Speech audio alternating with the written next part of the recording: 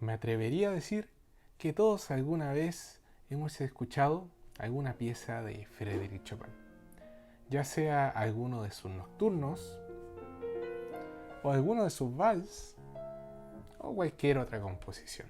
Los conciertos de piano dedicados a Frédéric Chopin siguen siendo hoy en día uno de los más populares.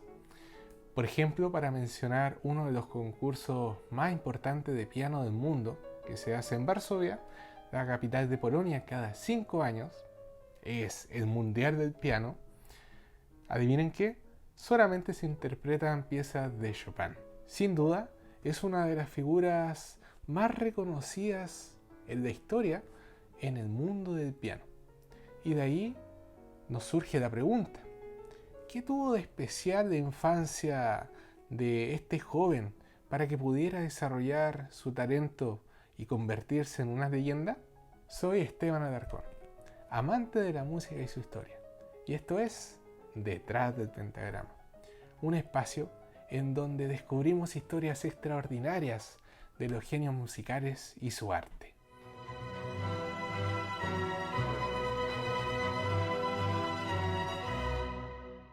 En los siguientes minutos intentemos pensar en las siguientes preguntas. Primero, ¿qué de especial tuvo la infancia de Frédéric Chopin? ¿Qué factores llevaron a que pudiera desarrollar su talento? La infancia de Frédéric fue muy distinta a la de un niño cualquiera. ¿Qué estaba sucediendo en Polonia en los años en que Chopin aún era un niño y adolescente? A 50 kilómetros de Varsovia, en una pequeña localidad llamada Czeslaw Wola, nace Frédéric Chopin un día 1 de marzo de 1810.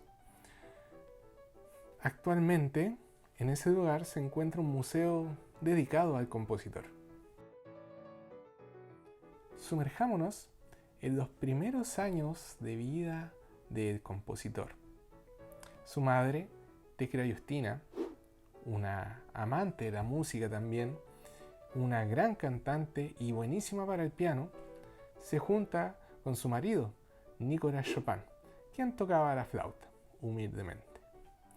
Normalmente ellos se juntaban a tocar música polaca, y nos imaginamos ahí a un Frédéric de 4 años escuchando arriba del piano, tratando ahí de tocar las teclas, disfrutando del ambiente musical con su familia. Una de aquellas canciones sonaba así.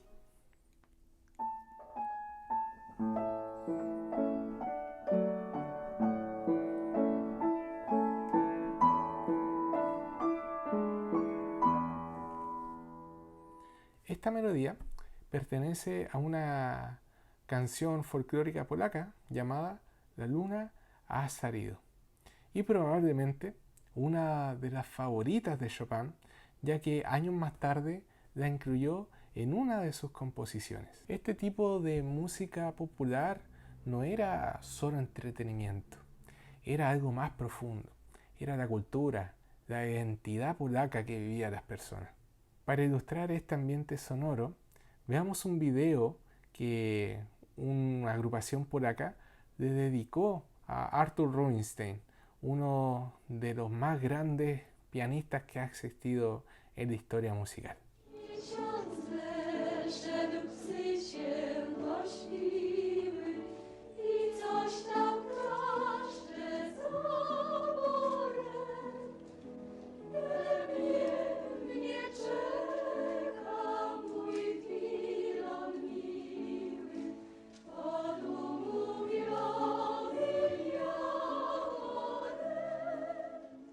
Este canto, aunque no sea exactamente el mismo que escuchó Chopin hace 200 años atrás, remarca lo vívida que vivía la cultura los polacos. Es fácil imaginar a este pequeño cantando, tarareando y tratando de tocar esas melodías en el piano. Su propia madre fue quien lo introdujo a la música, ya que le empezó a enseñar piano desde los 4 años. Según se dice, este cabrito chico empezó a llorar cuando escuchaba el piano. Era como si estuviera reconociendo su pasión, su vida. Luego rogaba a su hermana Ludwika, que le permitiera subir al piano mientras ella estaba en clase, para poder tocar, para poder disfrutar de la música. Esta es una de las muchas historias que fueron pasando de generación en generación y también a nosotros nos gusta escuchar.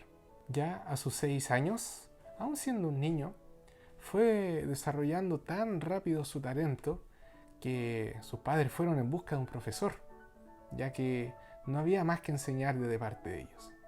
Y su elección fue un checo de unos 60 años, violinista, llamado Wojciech Szifny.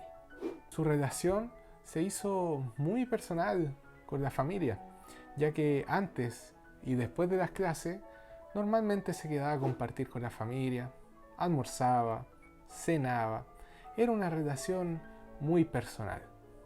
Cuando Frederick cumple 12 años, tan solo 6 años estudiando con su profesor, termina sus clases. Y con el tiempo fue descubriendo su propio estilo, su propio camino musical, el que le permitió poder desarrollar su estilo propio. Al punto que ya a sus 19 años era todo un virtuoso. Podemos mencionar que a los 19 comenzó a escribir sus 12 estudios, de un total de 24, los que hoy día se conocen como la Biblia del piano. Es decir, quien es capaz de tocar estos 24 estudios de forma impecable, puede tocar cualquier otra pieza que le pongan encima. Podemos destacar que Szifny se las mandó como profesor de piano, ya que le enseñó todo lo que se conocía en aquella época. Los comienzos de Beethoven, ya el consolidado Mozart, años anteriores lo que construyó Bach, entre muchos otros. Pero además de enseñarle las bases del piano, también permitió que pudiera desarrollar su propio estilo. Un estilo que hasta ese momento no había nada igual. Chopin tenía algo muy particular en sus composiciones. Él no podía componer alejado de un piano. Todo nacía desde una improvisación. Entonces él terminó mezclando estas dos artes, improvisación y composición. Ya a sus 7 años, Frédéric Chopin había compuesto un cierto número de danzas polacas, polonesas, música folclórica polaca. Y su primera composición publicada fue en el año 1817, una polonesa.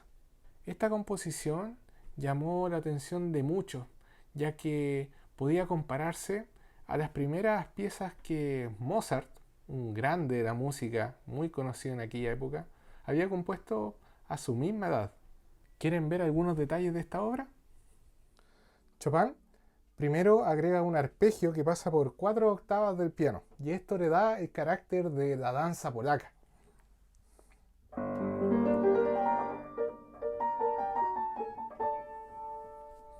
Lo que hace posteriormente Chopin es mostrar un poco de destreza en el piano. Él empieza con una melodía aguda y hace saltos con la mano derecha para cambiarla a un tono más grave.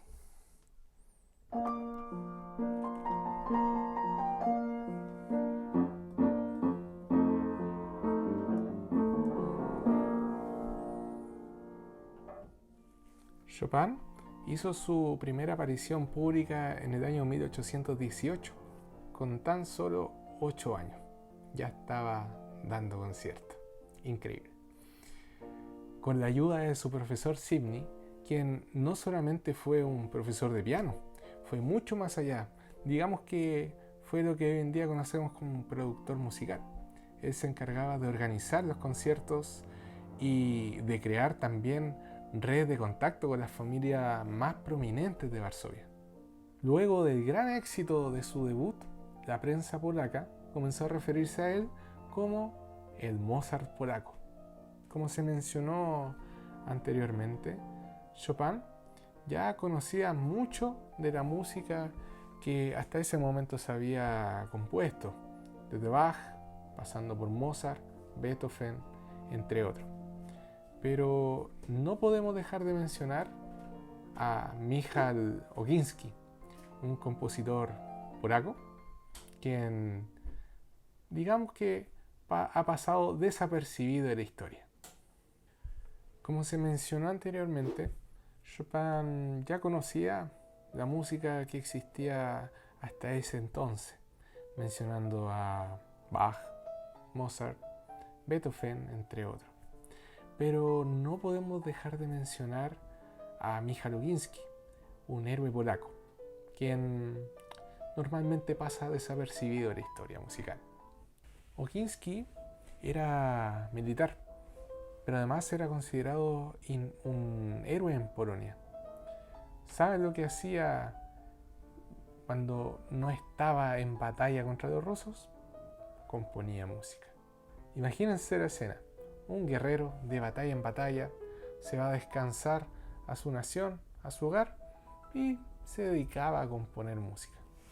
Pero la cosa se pone un poco más dramática cuando Catarina la Grande, una emperatriz rusa que estaba empeñada a que Polonia no fuera independiente, le puso precio a su cabeza. Por lo tanto, ¿sabe lo que hacía Ogiński mientras se escondía? Componía música. Y aquí viene lo importante para entender al joven Chopin, ya que dentro de sus primeras composiciones notamos muchos elementos propios de las composiciones de Michał Ogiński. ¿Por qué esto es significativo? Porque Ogiński no solamente fue un compositor, era un símbolo de la resistencia polaca en aquel periodo. Por lo tanto, toda su música estaba impregnada de este espíritu luchador, de este espíritu rebelde. Y el joven Chopin claramente se impregnaba y lo más probable es que haya forjado parte de su espíritu patriota. ¿Qué tuvo que ver el contexto político de Polonia en la música de Chopin? Antes necesitamos comprender qué estaba pasando en Polonia en aquellos años. En realidad, digamos que no había Polonia. No había Polonia en el mapa. En 1795, el territorio polaco fue repartido entre Rusia, Prusia y Austria, como si fuera un pastel. Por lo tanto, ¿qué hacía que los polacos se sintieran con su identidad? Su música, su cultura y su lengua. Eran los únicos elementos que a ellos les quedaban. Entonces, en 1815, se crea el Zarato de Polonia, o también conocido como el Congreso Polaco. Así que, por fin, dijeron los polacos, por fin vamos a tener soberanía propia. Pero no fue tan así, ya que el título polaco fue solamente una fachada.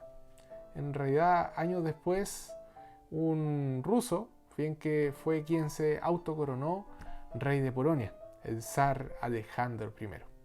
Entonces, los rusos en realidad les devolvieron la casa. Dijeron, aquí tienen su casa, pero las llaves me las quedo yo. Y yo manejo lo que pasa dentro de tu casa. Así que esto fue muy frustrante para los polacos.